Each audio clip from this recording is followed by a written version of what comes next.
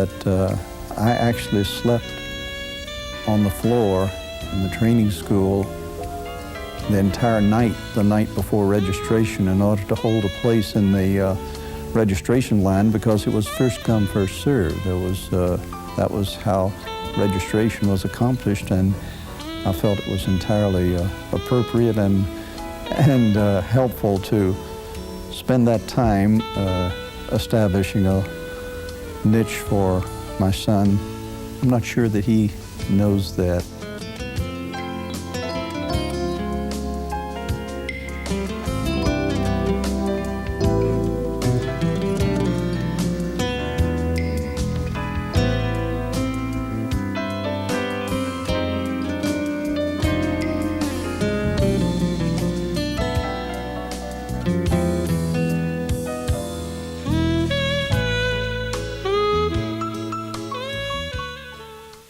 And there was a great mixture. We weren't just from one section of town. It was a mixture, and the country kids and the town kids all together. The background didn't seem to matter. It was the fact that each one of us knew that he or she was there to establish a base of learning and of learning how to learn. A lot of attention was paid to each kid by their classmates as well as the teachers. I don't think people felt lost or left out. Mr. Ross in 7th grade taught us scientific names of a lot of the wildflowers and the trees, and I still know many of these, as I'm sure many college high students do.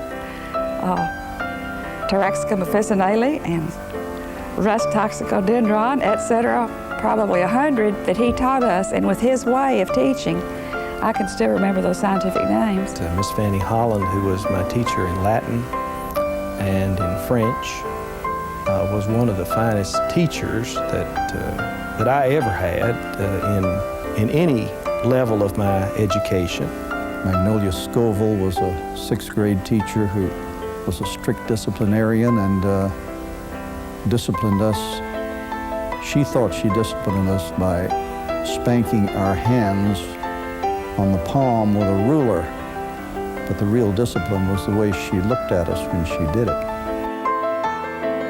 Miss Mary McCombs was a teacher of mine, and everybody who had her will remember the experience of having her. She was a unique person, and again, a most dedicated teacher.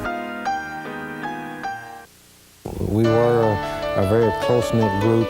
Everyone knew each other, and we knew all about each other. Unfortunately, many times we knew all about each other. We were faced with a number of temptations, of course, and we took advantage of as many of them as we could.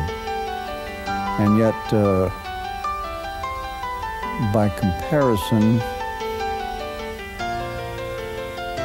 I don't suppose there ever was a handgun in training school or college high school.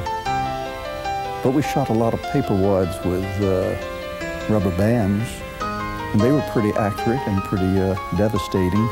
Walking to the goalpost, a pep rally, and the wonderful black and red skirts, and the Dr. Jaggers downstairs cheering us on. They don't do it much nowadays. Back in those days, once in a while, somebody would literally challenge you to a game in the middle of a season, and we had that happen to us. The school down close to Hopkinsville was pretty high rated in the state, and they challenged us, and we played them in the Western Gymnasium, and much to everybody's amazement, including ours, we won. We all went to the basketball games in a small gymnasium and knew the players so well that we agonized with them in every step they took, every sprain that they incurred. It was fun having the ball team from the small school that won sometimes. That was fun. Overall sense of belonging, of being in a group that had respect for each other. We didn't all like each other. We didn't have to, but we respected each other and came from a variety of backgrounds.